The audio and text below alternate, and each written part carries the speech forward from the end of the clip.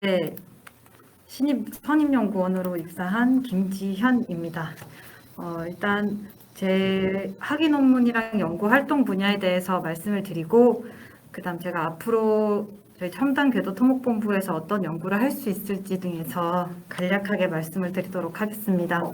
저는 여기 보시는 것과 같이 박사학위를 받은 이후에 연구 수행 과제를 다음과 같이 5개 연구 수행 과제를 진행을 했고요. 연구 수행 과제를 수행을 하면서 연구 과제를 수행하며 여러 가지 논문을 발표를 했습니다. 관련해 가지고 간략하게 조금씩 말씀드리도록 하겠습니다. 먼저 박사학위 논문 같은 경우에는 신뢰도 기반 도로교 설계 기준의 풍화중 지배조합의 풍화중 개수를 제한하는 연구였습니다. 이 연구의 최종 연구 목표는 도로교 설계 기준 케이블 교량편에 풍화중 설계와 관련된 기준의 디테일들을 정립하는 것이었습니다.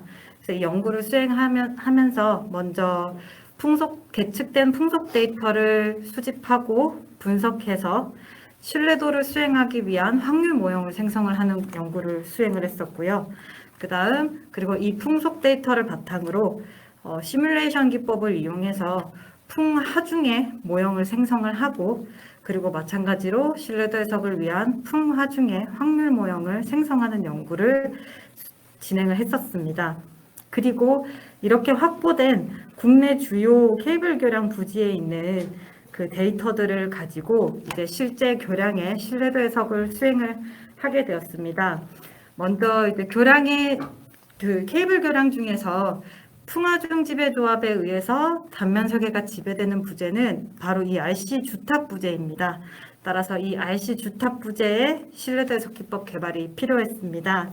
따라서 기존에 있던 신뢰도 해석 기법에서 몇 가지 제한된 문제점을 보완한 새로운 신뢰도 해석 기법을 RC 기둥의 신뢰도 해석 기법을 제시를 하였고요. 그 다음 축과 힘을 받는 기둥의 신뢰도 해석 기법에서 또 이축 힘을 받는 기둥의 해석 기법까지 이 2가지를 개발을 하였습니다. 그리고 개발된 신뢰도 해석 기법과 앞에서 말씀드렸던 교량 부지에서의 풍화중 데이터, 확률 모형을 가지고 실제 교량의 주탑의 신뢰도 분석을 수행을 하였습니다. 대표적으로 인천대교, 이순신대교, 부산항대교, 천사대교, 울산대교 등이 있었습니다. 그리고 이 실교량 신뢰도 해석 기법, 실교량의 신뢰도 해석을 수행하고 난 뒤에 그 신뢰도 해석 결과와 신뢰도 지수의 기하학적 정의를 이용을 해서 풍화중 개수의 이론식을 제시를 하였었고요.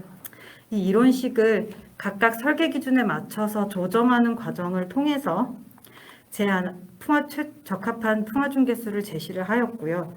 이 풍화중 개수를 실제로 아시토 설계 기준의 풍화중 개수를 정립했다고 말하는 이 통계 특성들과 이런 인자들을 대입을 해서 계산을 해보니 저희가 제안한 방법으로 계산했던 풍화중 개수는 1.4, 2, 그리고 실제로 아시토 기준의 풍화중 개수는 1.4.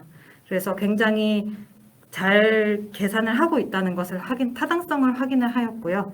이렇게 진행된 방법을 도로교 설계 기준 케이블 교량편에 접목을 해서 풍화중 개수를 제한하고, 그 다음 도로교 설계 기준 한계 상태 설계법의 기본 풍속을 제시하는 연구까지 진행을 하였습니다.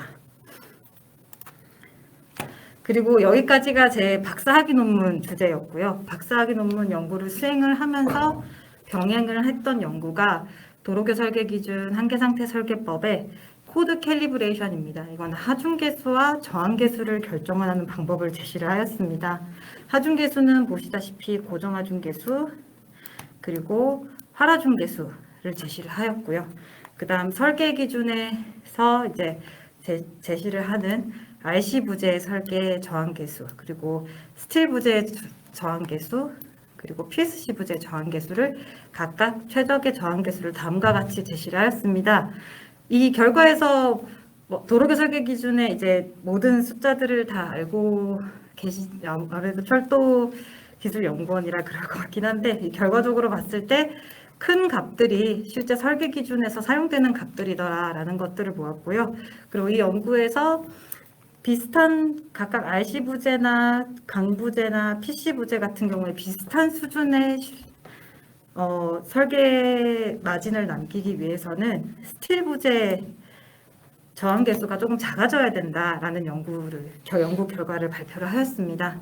그리고 한계 상태 설계법 같은 경우에는 콘크리트 부재를 설계하기 위해서 저항 계수를 쓰는 게 아니라 재료 계수를 사용하도록 제시를 하고 있습니다. 그래서 최적화 기법을 통해서 다음과 같이 재료 계수를 사용하도록 제안하는 연구를 수행하였습니다. 그 다음으로 제가 진행했던 것이 강철도교의 이제 한계 상태 설계 기준 관련돼 가지고 잠깐 연구를 했었습니다. 앞에서 말씀드렸던 것처럼 도로교 설계 기준 같은 경우에도 스틸 부재가 현재 저항 계수인 1.0보다 조금 작아져야 된다라는 연구 결과가 도출이 됐었습니다. 마찬가지로 지금 철도기술연구원에서 제시했던 이런 하중조합과 기존에 사용하고 있는 저항 계수를 비교를 했을 때 강부재 같은 경우에 현재 1.0으로는 충분히 다른 부재들의 설계와 비슷한 수준의 신뢰도를 확보하지 못한다는 것을 이용해서 저항 수정 계수를 도입하는 것이 어떻겠냐라는 제안을 하였습니다. 이 저항 계수는 기존의 도로교 설계 기준 케이블 교량편에서 특등급교에 대해서 저항 수정 계수를 쓰도록 제시를 하고 있어서 이런 아이디어를 제안하는 연구를 수행하였습니다. 그리고 이전까지는 설계 기준에 대한 연구를 수행을 하였다면 그 이후로는 안정성 평가 체계를 개발하는 연구를 하였습니다. 이 안정성 평가 체계라 함은 여기에서 보시는 바와 같이 이 내화율이라는 개념이 1 이상이 되어야 되는 개념인데요. 기존에 공용 중인 교량에 새로운 차량이나 혹은 좀 큰 설계에 사용되었지 않은 허가 차량이 통행을 할 수 있겠느냐 아니냐를 판단해주는 체계입니다. 교량의 캐패시티와 현재 상태의 캐패시티와 그리고 이제 고정 하중 그리고 새롭게 통행하게 될 차량 하중 이것들을 고려했을 때 이 내화율이 1 이상이 되면 해당 차량이 통행을 해도 되지 않다 이런 것들을 판단하는 체계인데요. 그런 체계를 신뢰도 기반으로 정립하는 연구를 여기서 수행을 하였습니다. 허가 차량의 계측 데이터를 수집을 해서 확률 모형을 생성을 하고요. 신뢰도 기반으로 각각의 이 내화율을 계산하는 하중 계수를 제시하는 연구를 수행하였습니다. 그 이후에 이제 철도와 관련된 분야 연구를 하게 되었습니다. 철도의 레일 체결 장치가 파손이 되는 현상이 있었어 가지고요.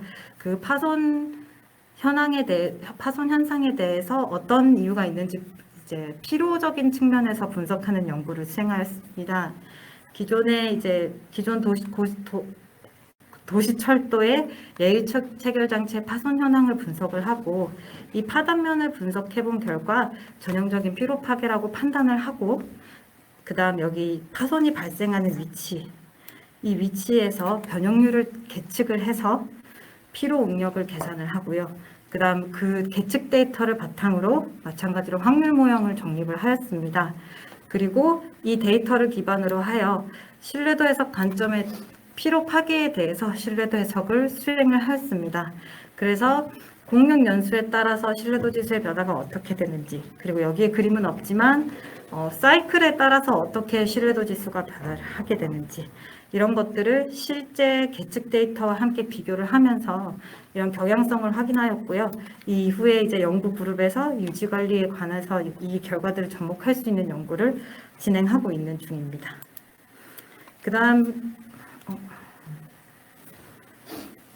그 다음으로 진행한 연구가 이제 제가 철도기술연구원에 들어와서 진행한 과제인데요. 이건 현재 진행 중인 과제이기 때문에 간략하게만 말씀드리고 넘어가도록 하겠습니다. 그 친환경 운송 시스템의 이제 콘크리트 궤도 부분에서 제가 궤도 패널 설계 최적안에 대해서 어떤 최적 설계가 유도될 수 있도록 검토들을 진행하는 연구를 수행하였습니다. 그래서 제가 지금까지 연구 활동을 하면서 쌓아놓았던 기술들을 한번 정리를 해보았습니다. 먼저 계측 데이터를 분석하고 이 계측 데이터를 바탕으로 확률 모형을 정립하는 연구를 계속 진행을 했었고요. 그 데이터와 그리고 케이블 교량의 구조 해석이나 단면 설계, PC교, RC교, 강교의 해석 결과나 단면 설계 자료 검토 이런 것들을 같이 수행을 하였고요. 그 다음 구조물의 신뢰도 해석 기법 개발을 하면서 이 데이터와 계측 데이터와 개발된 신뢰도 해석 기법을 활용을 해서 설계 기준에 하중 저항계수 결정, 그리고 평가 체계 결정, 교량의 안정성 평가 체계 결정 이런 연구를 수행하였습니다. 데이터를 확보하고 신뢰도 해석을 수행해서 그 신뢰도 해석 결과를 활용하는 연구를 계속 수행을 했다고 말씀드릴 수 있습니다. 이런 경력을 바탕으로 제가 연구원에서 할 수 있는 연구 분야에 대해서 정리를 해보았습니다. 먼저 현재 참여 과제인 부분인데요. 신뢰도 기반으로 레일의 유지 관리 기술 개발에 기여할 수 있을 것이라고 판단을 했습니다. 현재 생각해둔 신뢰도 해석을 위한 한계 상태 함수는 레일의 마모 교체 기준을 기준으로 이제 실제로 레일을 사용했을 때 누적 레일의 마모량이 어떤 것이냐라고 함수를 정의를 해서 이 한계 상태 함수에 대해서 신뢰도 해석을 수행하면 되겠다라고 판단을 하였습니다. 현재는 마모 계측 데이터를 분석하는 연구를 수행하고 있고요. 이 데이터에서 유효한 데이터들을 모으고 분석을 해서 지금까지 해왔던 방식대로 확률 모형을 생성을 하고 분포 종류를 추정하고 제가 아직 써본 적은 없지만 간단하게 서치를 했을 때 교체 필요도가 필요하다 하지 않다 정도를 판단할 수 있는 가장 쉬운 방법이 서포트 벡터 머신이었습니다. 그래서 서포트 벡터 머신 기법까지 활용을 해서 유지 보수의 교체 필요도를 산정하는 것까지 연구를 수행할 수 있지 않을까라는 생각을 하였습니다. 그리고 이제 철도 교량의 오프사이트 건설 관련해가지고 지금 기획을 준비를 하고 있습니다. 그래서 거기에 제가 기여를 할 수 있는 방법이 없을까라고 해서 이제 정리를 해보았습니다. 오프사이트 건설 기술은 일반적으로 모듈식 구조나 프리팹 시공 등이 있는데요. 이런 것들 때문에 이제 자동으로 수반되는 것들이 매니팩처링 앤 어셈블리를 위한 설계입니다. 그래서 이런 설계의 필요성이 계속 되고 있는데요. 이런 분야에서 제가 디지털을 씌우는 방식을 연구를 해보면 되지 않을까라는 생각을 했습니다. 이 DFMA라고 함은 이제 동장 제조 환경으로 바뀌면서 효율적인 제조와 조립이 가능하고 표준화되고 단순화된 설계를 추구하기 때문에 여기에 이제 로봇공학이나 산업 IoT를 적용할 수 있을 것이라고 판단을 했습니다.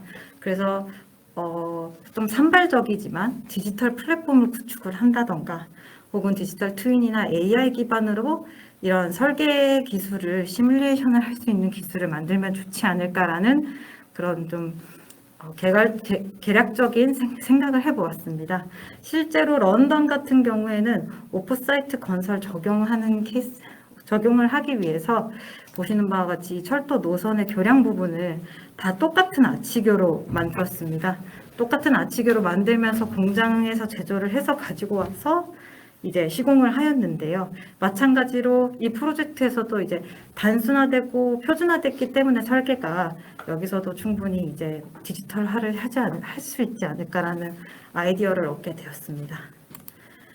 그리고 이 연구는 제가 이제 여기 와서 제 스스로 연구를 제안을 한다면 어떤 연구를 제안할 수 있지 않을까 생각을 해서 만들어 보았습니다. 차세대 고속열차 통행을 위한 철도 교량의 안전성 평가 지침 개발입니다. 좀 타이틀이 굉장히 큰데요. 아까 앞에서 말씀드렸던 것처럼 교량의 내하율은 다음과 같이 결정이 되는데요. 여기 이 아이디어에서 지금 저희가 연구원에서 해무와 같이 차세대 고속열차를 개발을 하고 쓰기 위해서 굉장히 노력을 하고 있는 것으로 알고 있습니다.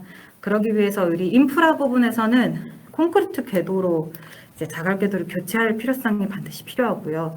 그리고 당연히 교량 구간에서도 이런 콘크리트 궤도로 교체를 해야 되는 필요성이 있다고 생각을 했습니다. 그렇다면 요 내하율이라는 관점에서 현재 상태의 교량과 여기 고정하중 부분이 자갈 궤도에서 콘크리트 궤도로 바뀌는 부분이 반영이 되어야 될 것 같고, 그리고 하라중 부분에서 차량의 속도나 차량의 이제 햄으로 바뀜으로 인해서 변경되는 것들이 반영이 돼서 기존의 교량을 그대로 사용을 할 수 있을지 없을지를 판단을 하는 안전성 평가 기법이 필요하지 않을까라는 생각을 하게 되었습니다. 그래서 연구 개요를 다음과 같이 차세대 고속열차 통행을 위한 철도교의 안전성 평가 지침 개발이라고 생각을 하였고요. 인프라 교체나 열차 속도 향상에 따른 하중 효과 및 교량응답 분석 이런 것들은 이미 연구원에서 많이 진행을 하셨던 걸로 알고 있고, 이런 것들을 활용을 하고, 그리고 이제 제가 계측 데이터를 기반으로 해서 신뢰도 해석을 수행하고, 이제 저희 철도교도 한계 상태 설계법으로 정립되면서 신뢰도 기반으로 정립된 것으로 알고 있습니다. 그래서 안정성 평가 체계도 마찬가지로 신뢰도 기반으로 정립을 하면 좋겠다라는 생각을 했고요. 간단하게 국내의 동향을 정리를 했을 때, 철도교 쪽으로만 집중을 했을 때, 실제로 대부분의 국외에서는 설계 기준에 상응하는 평가 기준이 다 있기 때문에 우리나라도 만들면 좋겠다라는 생각을 하였습니다. 그리고 이 연구 과제를 추진하기 위한 간단한 체계도 생각을 해보았습니다. 한국철도기술연구원이 중심이 돼서 학계와 그리고 이 개발된 지침을 활용할 수 있게 하는 국토교통부 관이 필요할 것이고, 그리고 설계사와 계측사 그리고 진단사들, 이렇게 산업계, 학계, 그리고 연구원, 그리고 관에서 다 협력을 해서 연구과제를 추진하면 좋지 않을까라는 생각을 하였습니다. 여기까지가 제가 준비한 내용입니다. 경청해 주셔서 감사합니다. 예, 안녕하십니까. 궤도노반 연구실에 이제 새롭게 근무를 하게 된 홍근태입니다. 먼저 이제 저희 이렇게 신입 직원들에게 발표의 기회를 주신 본부장님께 감사의 말씀을 드리겠습니다. 그래서 오늘 발표는 제 이제 관심 주제를 좀 상세하게 먼저 말씀을 드리고 싶었는데, 제가 아직 경험이 좀 부족하고 이해하는 부분이 좀 적다 보니 이제 간략한 저에 대한 소개를 먼저 드리고, 입사 전에 주로 수행했던 연구 경험, 그리고 이 연구 경험을 토대로 해서 제가 조금 기회가 된다면 연계해서 이 연구원에서 좀 진행해 볼 수 있는 그런 연구 순으로 말씀을 드리도록 하겠습니다. 먼저 간략히 제 소개를 먼저 드리겠습니다. 저는 어떤 기능성 소재를 좀 적용해서 콘크리트에 좀 새로운 어떤 성능을 부여하는 그런 연구를 주로 수행하였습니다. 그래서 그 중에서도 이제 고흡수율 폴리머, 약어로는 SAP라고 하는 소재를 활용해서 이제 콘크리트에 어떤 자기치유 특성을 부여하는 연구를 수행하였고요. 그에 대한 성능을 평가하는 연구를 수행하였습니다.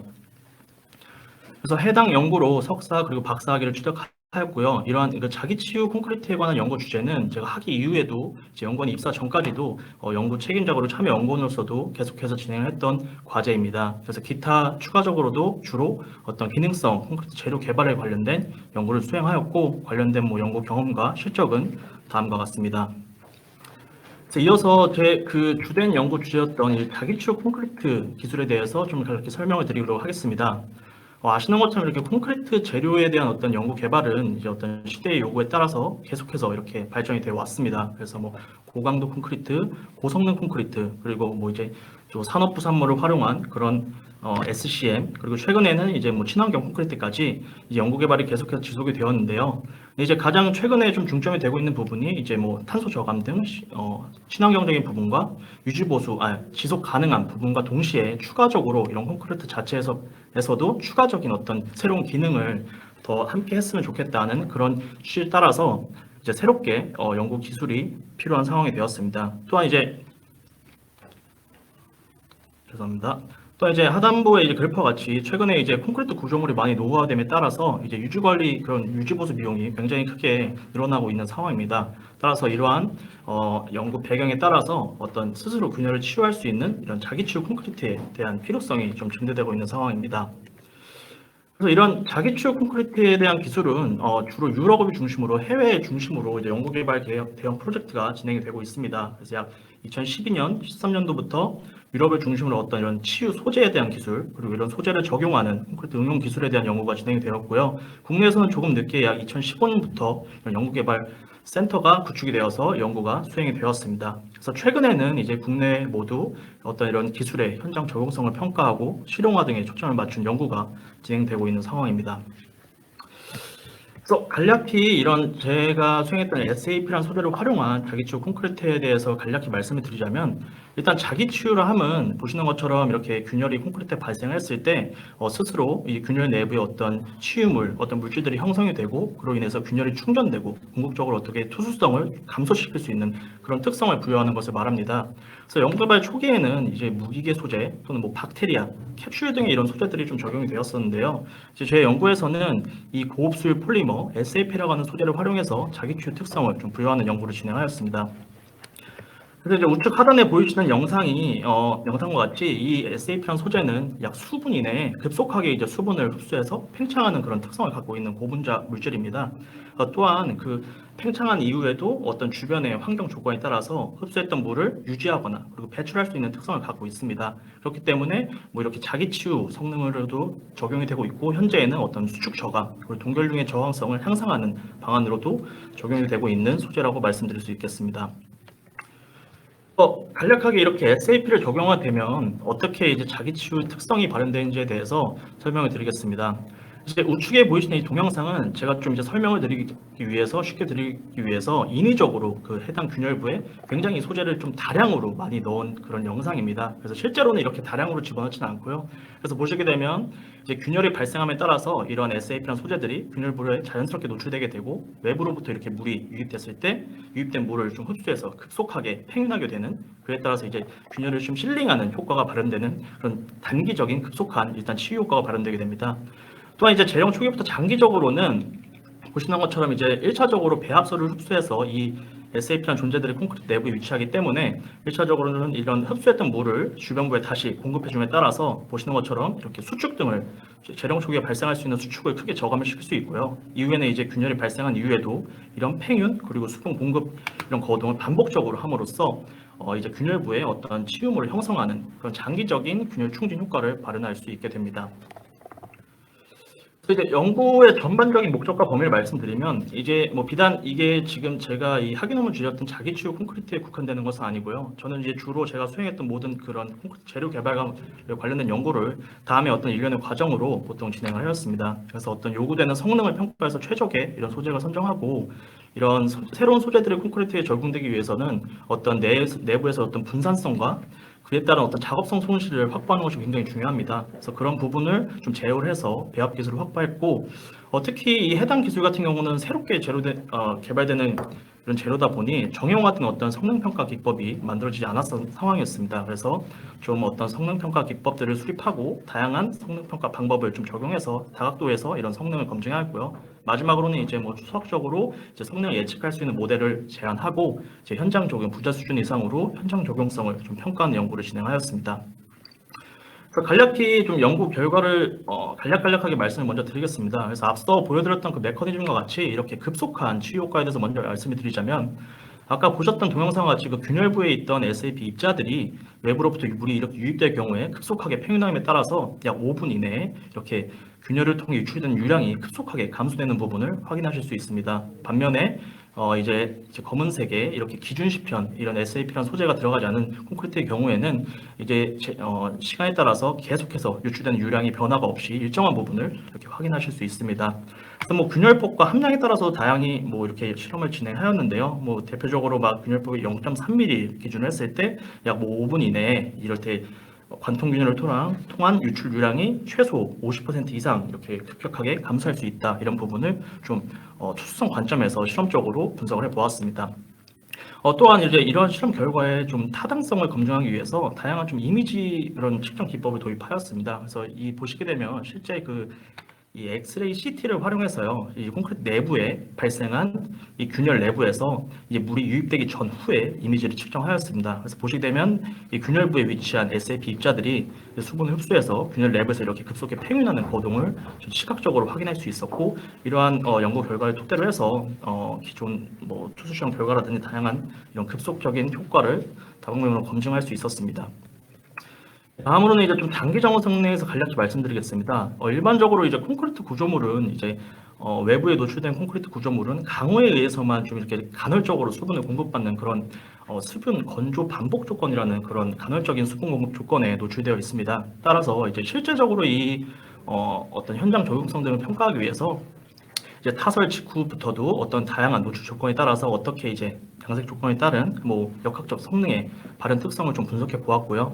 그 결과 말씀드린 것처럼 이렇게 실제 유사 환경이라고 하는 건조와 수분이 반복된 그런 조건에서는 그 전에 말씀드린 것처럼 이 소재는 긍정의 효과만 있는 것은 아닙니다. 보시는 것처럼 이렇게 내부에 최초 배합수를 흡수해서 팽윤함에 따라서 이렇게 다수의 좀 보이드를 형성하는 그런 문제를 갖고 있습니다. 그래서 잘못된 경우에는 좀 강도를 크게 저하시킬 수도 있는 그런 부분이 문제가 우려가 되는데요. 근데 보시는 것처럼 이제 노출 조건에 따라 다르지만 실제 좀 환경 유사 조건에서는 이제 안에서 아까 보여드렸던 그런 내부 향상 효과에 의해서 보이드들이 많이 이제 작아지고 상쇄가 되기 때문에 그런 강도 정화 효과가 다 상쇄돼서 이제 오히려 기준 시편보다 더 큰 강도를 나타내는 부분을 좀 확인할 수 있었습니다. 또한 이후에 또 장기적으로 균열이 발생한 이후에도 보시게 되면 이제 균열 내부에서 이런 SAP라는 소재들이 반복적으로 일회성인 효과가 아니고요. 반복적으로 이제 수분이 공급될 때마다 팽창을 하고 수분을 공급하고 이런 거동을 할 수 있다는 부분을 좀 시각화해서 확인을 하였고요. 그에 따라서 장기적으로 이렇게 외부 노출 조건에서 균열 내부에 보시는 것처럼 이렇게 치유물을 형성하고 그에 따라서 기준 어떤 배합에 비해서 균열 치유 효과를 굉장히 좀 향상시킬 수 있다는 부분을 확인할 수 있었습니다. 그래서 마지막은 모델링 부분입니다. 앞서 보여드렸던 이런 어떻게 급속한 치유 성능을 좀 정량적으로 예측하고 싶다는 그 취지하에서 모델을 제시하였는데요. 기존에 관련된 모델이 제한된 경우가 있었는데 많은 부분이 좀 가정이 돼 있었기 때문에 정확도가 굉장히 떨어졌습니다. 그래서 본 연구에서는 보여드렸던 듯이 실제 이 콘크리트 내부에서의 거동을 직접적으로 확인하였고 그를 토대로 해서 이제 모델을 구축하였고요. 그에 따라서 반복적으로 실험값과 비교해서 모델을 개선해서 결과적으로는 좀 정확도가 크게 향상된 그런 수학적 모델링을 좀 제시할 수 있었습니다. 이렇게 간략하게 이제 학위 논문 주제와 이제 가장 중점적으로 했던 자기 치유 기술에 대해서 말씀을 드렸고요. 그 이후에 좀 추가적으로 진행했던 연구를 뭐 한 장씩으로만 간략히 말씀드리겠습니다.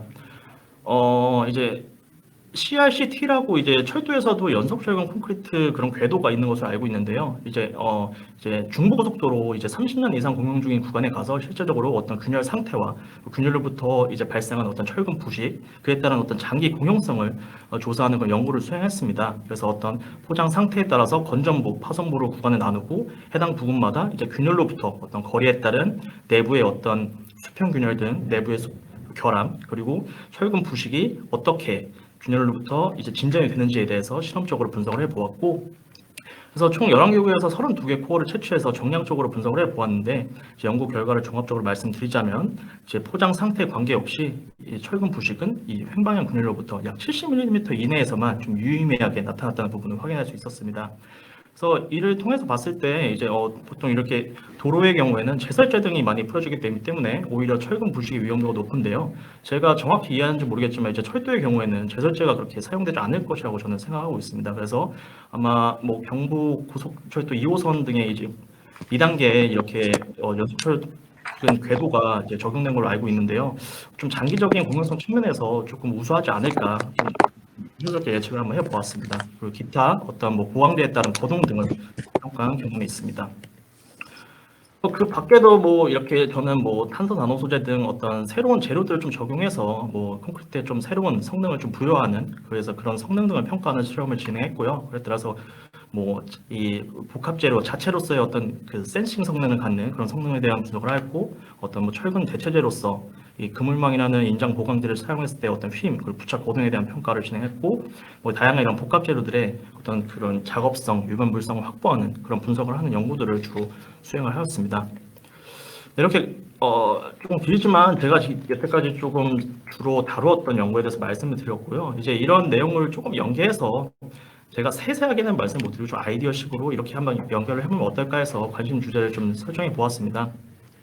일단 말씀드린 것처럼 제가 지난주에 처음 지하철 현장을 나가 보았는데요. 지하이기도 했고 실내이기도 했기 때문에 좀 제가 생각했던 것보다는 이제 콘크리트 어떤 궤도의 균열이 좀 적어서 제 예상과는 좀 달랐던 부분을 좀 갖고 있습니다. 하지만 이렇게 진짜 외부에 노출된 그런 콘크리트 궤도, 고속화 궤도에서는 균열이 상대적으로 더 발생하기 쉽기 때문에 이런 그런 부분이 있고요. 또한 아직까지는 이제 그런 장기적으로 사용이 좀 덜 됐다고 판단이 됩니다. 아직 뭐 거의 2000년대, 2010년대 이후에 돼서 이렇게 적용된 걸로 알고 있기 때문에 현재로서는 뭐 어떤 균열이 크게 공용성에 미친 영향이 부족하다고 하더라도 보다 장기적인 관점에서는 문제가 있을 수 있을 것이라고 판단을 했기 때문에 이렇게 콘크리트 궤도에 한정해서 어떤 균열이 이렇게 공용성에 미친 영향에 대해서 조금 현장 조사를 먼저 실시하고 싶습니다. 그래서 아시는 것처럼 저희 지금 뭐 철도에 대한 예산이 굉장히 크게 뭐 부여가 되고 있고 뭐 국내적으로도 이제 친환경이 되고 있기 때문에 이제 철도 그리고 콘크리트 궤도가 점차 더 신설이 많이 될 것이라고 예상을 하고 있습니다. 그래서 어떤 궤도의 균열 상태를 조사하고 이런 균열들의 이 내부의 어떤 결함 그리고 장기적인 공용성에 미치는 영향을 좀 분석해서 이 콘크리트 궤도의 균열 제어가 정말 필요한 것인가에 대한 어떤 그 필요성을 좀 먼저 검증해보고 만약에 필요하다고 한다면은 정확히 어느 부분 또는 어떻게 적용해야 되는지에 대한 분석을 하는 연구를 1차적으로 진행을 하고 싶습니다. 그 이후에는 일단 그래서 이 연구가 좀 타당하고 필요하다는 그 가정을 한 이후에요. 그래서 말씀드렸던 것처럼 좀 기능을 부여한 이렇게 콘크리트 이제 궤도에 적용할 수 있는 그런 재료를 좀 개발한 연구를 진행하고 싶습니다. 그래서 말씀드렸던 것처럼 어떤 그 균열을 제어할 수 있는 성능 그런 복합 재료를 개발해서 물론 이런 새로운 소재들이 적용되게 되면 가격이 굉장히 올라갈 수 있기 때문에요. 모든 전 구간 또 전 단면에 이렇게 모든 복합 소재를 적용하기 좀 어렵다고 생각이 되고요. 뭐 유지 보수가 상대적으로 어려운 뭐 교량 또는 어떤 뭐 이렇게 터널 구간 또 지하 구간 등에 좀 한정적으로 적용한다거나 예를 들어서 현재 아까 앞서 보셨던 것처럼 뭐 침목 주변부나 이렇게 균열이 조금 취약한 영역에 한정적으로 적용한다면 비용적인 면에서도 좀 괜찮지 않을까 이런 생각을 해보았습니다. 그리고 두 번째로는 이렇게 이제 뭐 기존 저희가 센서를 통해서 많이 이렇게 어떤 궤도나 이런 콘크리트 슬래브의 어떤 거동을 평가하는데요. 기존 센서들은 일단 재료의 이런 이질성으로 인해서 좀 내구성과 어떤 그 신뢰성에 조금 한계가 있다고 생각을 합니다. 그래서 뭐 현재는 제가 말씀드린 것처럼 탄소 나노 소재를 적용해서 뭐 전기 저항성을 크게 낮춰서 이 자체를 이렇게 콘크리트 궤도 자체를 그 균열과 뭐 손상을 감지할 수 있는 그런 자가 진단 콘크리트 궤도로 좀 적용하는 방안에 대해서 좀 생각을 해보았습니다. 그래서 뭐 이 해당 기술도 전 구간에 다 적용하는 것은 아니고요. 균열 발생이 좀 취약한 부분이나 손상이 위험된 그 부분에 한정적으로 해서 이렇게 균열이 발생했을 때 저항도가 크게 올라가는 그런 부분을 자가적으로 좀 진단하는 기술을 개발하면 어떨까 생각을 해보았습니다. 마지막으로 말씀드린 것처럼 이렇게 좀 스마트한 콘크리트 궤도를 개발하고 싶다고 해서 이렇게 뭐 계획을 세웠고요. 그래서 이런 뭐 제가 말씀드렸던 이런 기술이 개발된다면 최근 자갈 궤도에 비해서 유지 관리 측면에서 이제 콘크리트 궤도가 개발이 되었고 보다 또 유지 관리 측면에서도 우수하게 나타나긴 하지만 그래도 보다 제가 교육 들을 때도 들었는데 저희 철도가 앞으로 뭐 20년, 30년이 아닌 뭐 40년, 50년 이상으로 이렇게 공유성을 늘린다고 이렇게 목적을 갖고 있다고 제가 전달 들었습니다. 그런 관점에서 볼 때는 더 이제 초기에 한번 시공한 이후에 진짜로 말 그대로 정말 저희가 바라고 있는 그런 메인테넌스 프리가 될 수 있는 그런 스마트한 콘크리트 궤도 재료의 개발을 한번 해볼 수 있으면 어떨까 해서 이렇게 관심 주제를 한번 설정해 보았습니다. 예, 이상으로 발표를 마치겠습니다. 감사합니다. 그래서 먼저 죄송하다는 말씀드리고 싶고요. 제 소개를 드리자면 저는 이제 첨단 인프라 융합 연구실에 이제 새로 연구하게 된 이제 이유범이라고 합니다. 오늘의 목차는 먼저 제 소개를 먼저 드리고 제가 이제 박사님들께서 좀 관심이 있을 만한 연구 경험들을 쭉 설명드린 후에 제가 연구원에서 어떤 연구 주제에 관심을 가지고 연구를 할지에 대해서 설명을 드리도록 하겠습니다. 네, 먼저 제 소개를 드리겠습니다. 저는 먼저 제 소개 드리자면 저는 92년도 마지막 날에 흑석동에서 태어났고 저는 이제 아버지가 건설 회사를 다니셔서 이것저것 이사를 다니다가 2011년부터 이제 고려대학교 학교 앞에서 약 10년 정도를 거주를 했습니다. 10년 정도 거주를 하면서 학사 과정 그리고 전문 연구원 군대도 하고 또 이제 최근에는 졸업 후에는 이제 약 6개월 동안 학교에서 연구 교수를 했습니다. 여기 제가 그나마 이제 저를 표현하고 싶은 이게 제 특기는 이제 조정이라고 해서 대학교 시절 동안 이렇게 배 타는 활동을 하고 코로나 이전 팬데믹 이전에는 이제 생활체육도 많이 했었습니다. 저는 이제 대학원에서 지방공학을 전공했고 제 박사학위 논문에 대해서 개략적으로 설명을 드리자면은 저는 이제 소일 컨디셔닝 기법이 고려된 이제 토합식 쉴드 TBM의 성능을 실험적으로 그리고 해석적으로 평가를 했습니다. 먼저 배경 지식을 설명드리면은 토합식 쉴드 TBM 공법은 이제 굴착한 흙을 가지고 그 흙에 카운터 웨이트로 터널 전방의 수압과 토합에 대응해 나가면서 TBM을 터널을 굴진해 나가는 공법입니다. 하지만 이제 바로 이제 굴착한 흙은 투수 개수도 높고 또 유동성도 매우 낮기 때문에 이러한 수압과 토합에 대응하기에 적합하지 않습니다. 따라서 이런 챔버 내부나 또 터널 전방 그리고 스크류 컨베이어 내부에 첨가제라는 소일 컨디셔너를 넣어서 이제 그 흙의 성능을 개선시키면서 나아가는 공법입니다. 그래서 다음과 같은 연구를 진행했고 이것들은 이제 뒤에서 설명드리도록 하겠습니다.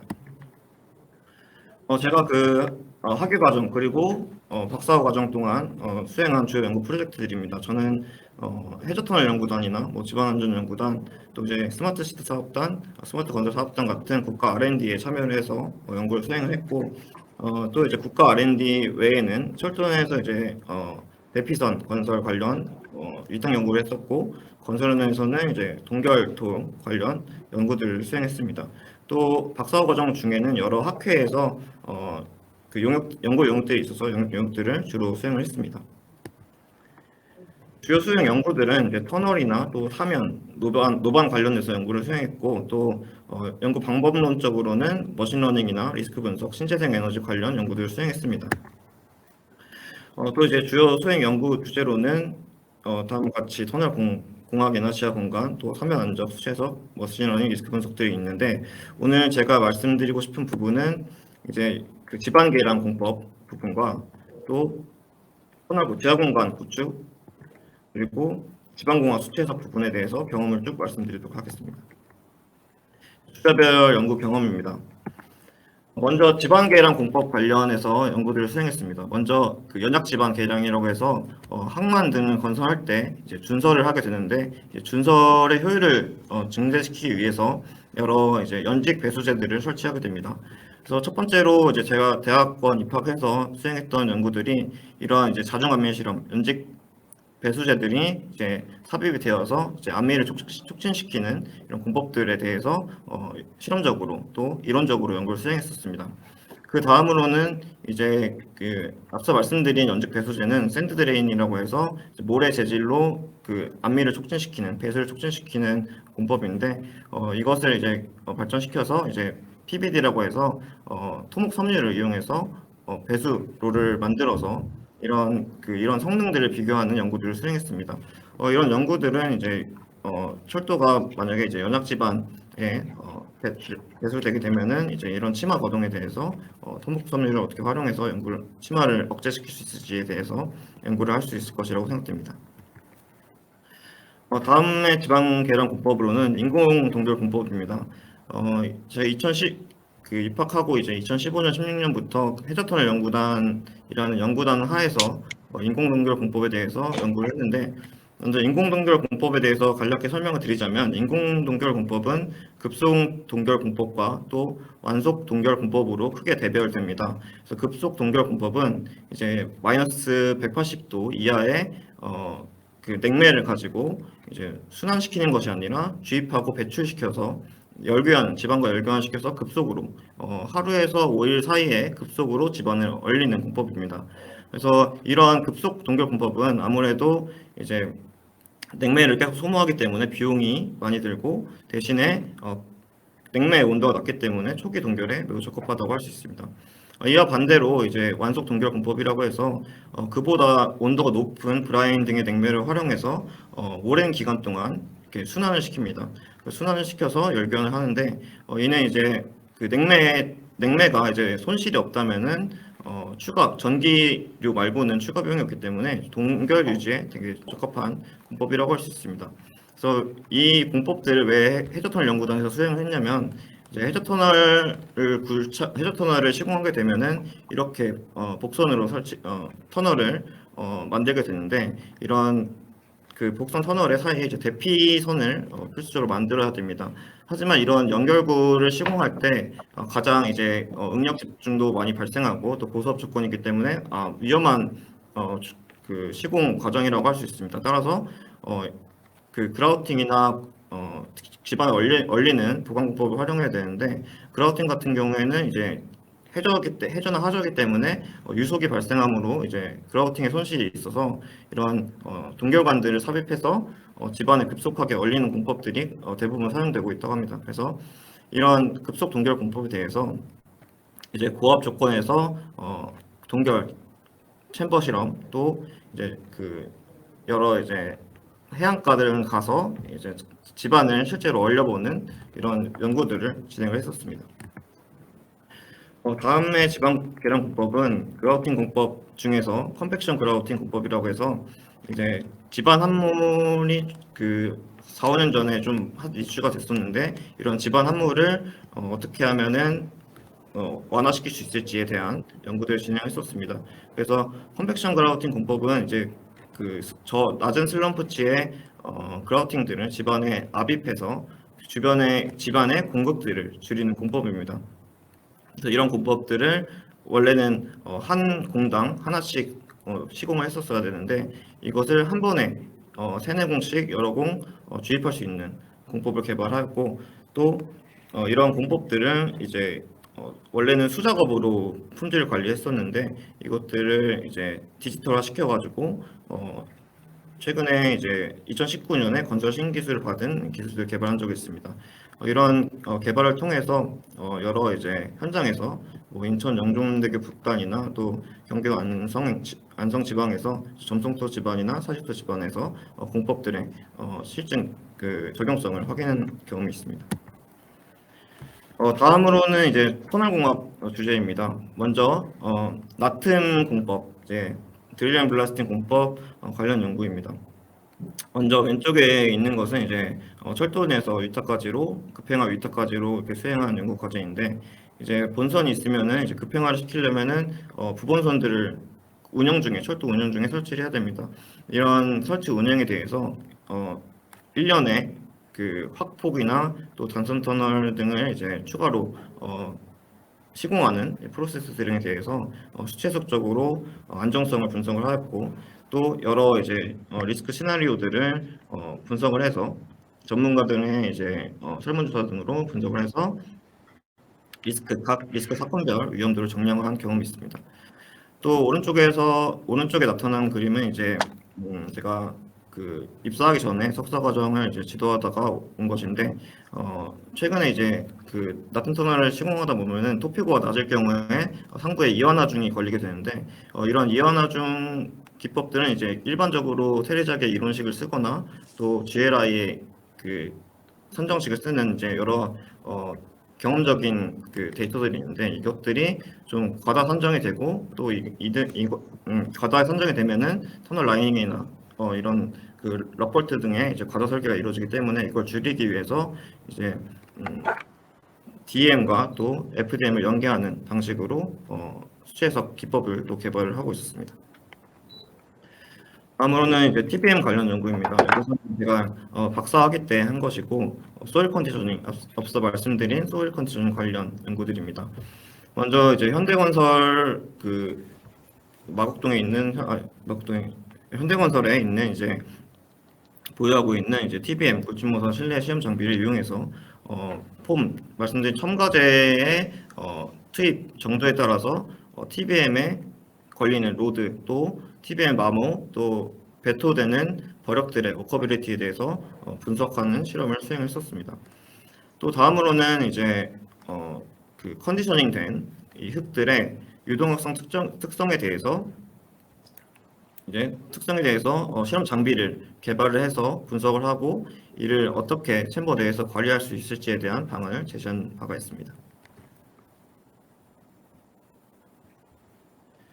다음으로는 이것도 역시 박사학위 논문에 포함된 내용인데, 이제 DEM이라고 해서 디스크리스 엘리먼트 메소드 개별 요소법과 또 FDM 유한 차분법을 연계를 해서 다음과 같은 TBM에 실제로 굴진할 수 있는 모델을 만들어서 TBM의 굴진 데이터들을 수치해석적으로 모사를 하였고, 일련의 알고리즘을 적용시켜서 제가 제안한 범위 내에 토크나 추력 이러한 값들이 안착할 수 있도록 하는 수치해석 모델을 개발했습니다.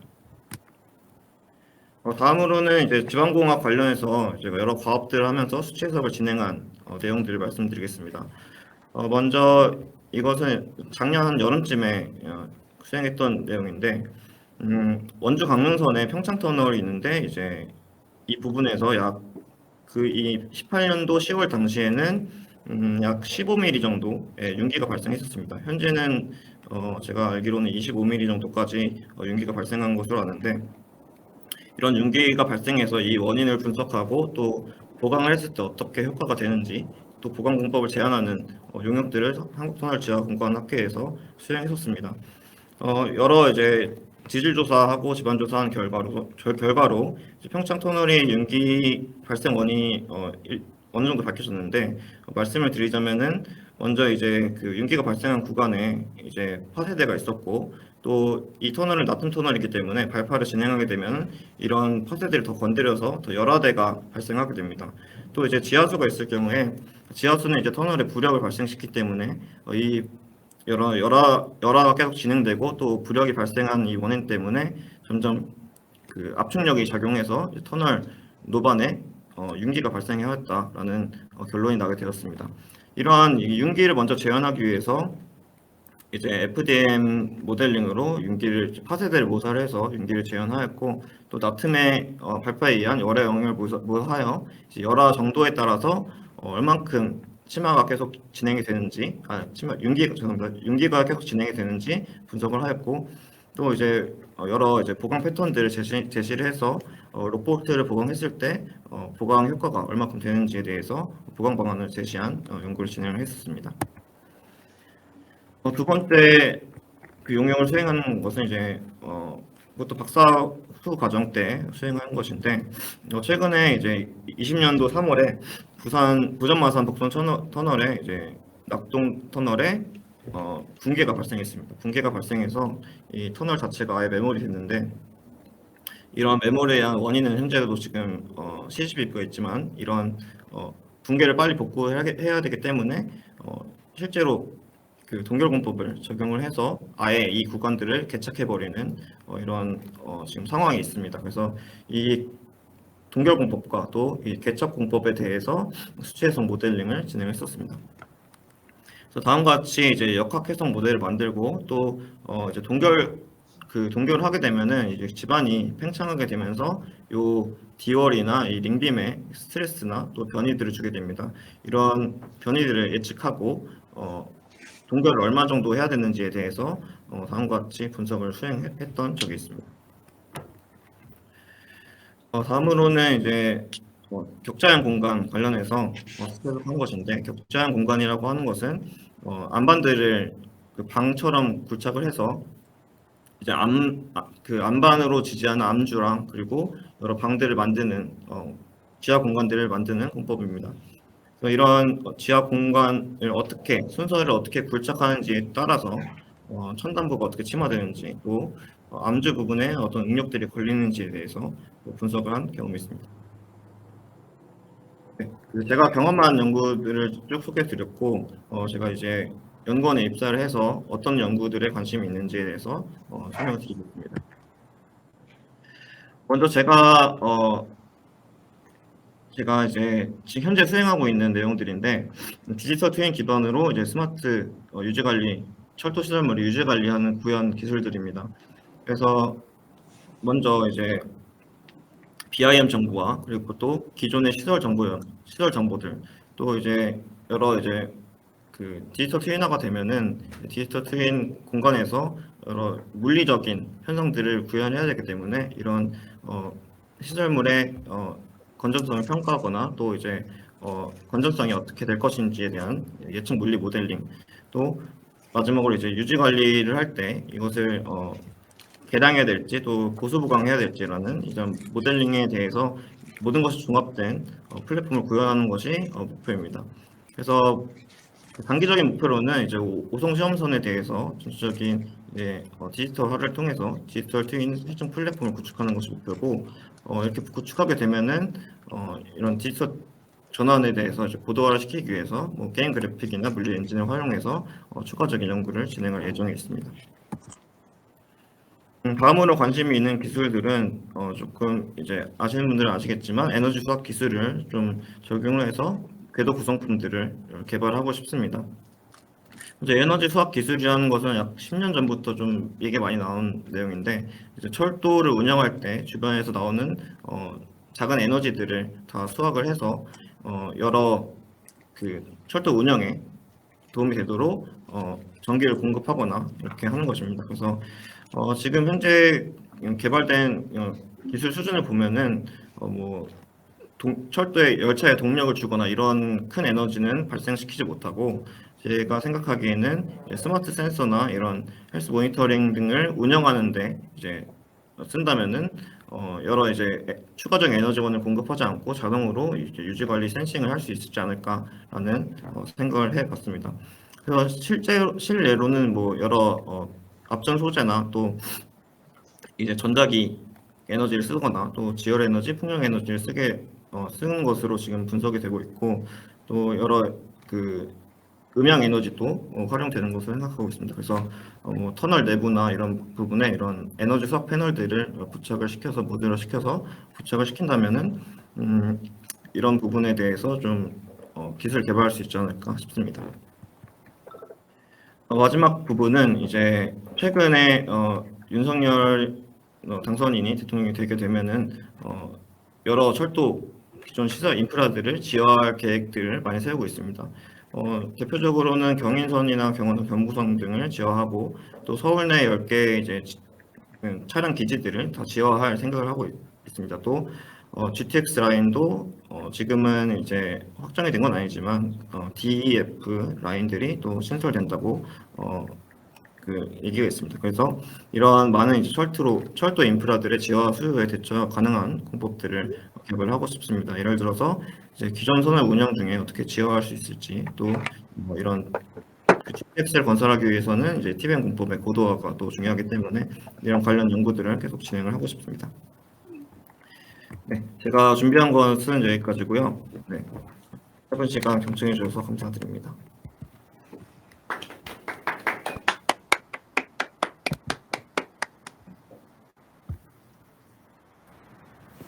예, 저 질문 있습니다. 네, 저 철도 구조연구실